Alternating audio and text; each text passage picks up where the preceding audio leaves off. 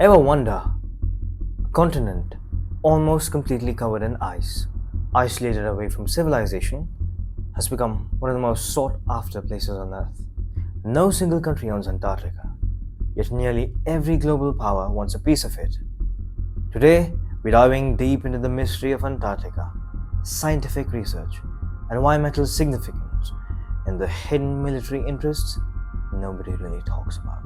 Antarctica is governed by Antarctic Treaty, signed in 1959, which prevents any new claims of sovereignty and forbids military activity. Sounds peaceful, right?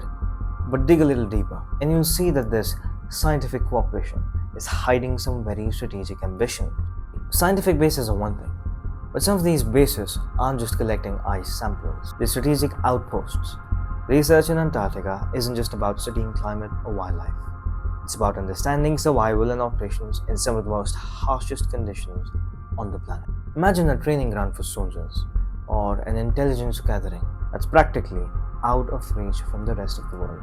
Then there's the resource question. Antarctic ice contains ancient minerals, potential oil reserves, and even rare earth elements. With melting ice caps, who knows what could be soon accessible just below the surface. We speculate that what we call scientific research might actually be exploration missions, studying what resources lie hidden beneath the ice. But it's not just resources or research. There's a strategic reason for these bases too. With Antarctica located at the South Pole, it gives any nation stationed there advantage over sudden shipping routes and proximity to South American and African trade lanes. In a world of rising tensions and territory disputes, an Antarctic foothold could give a country leverage over its rivals. So what's really going on there? Is it really scientific? Or are we looking at the early stages of a quite cold war in the most inhospitable place on Earth? Only time will tell. Antarctica is not just a frozen wasteland. It's a high-stakes game board, and everyone wants a piece of it. So what do you think?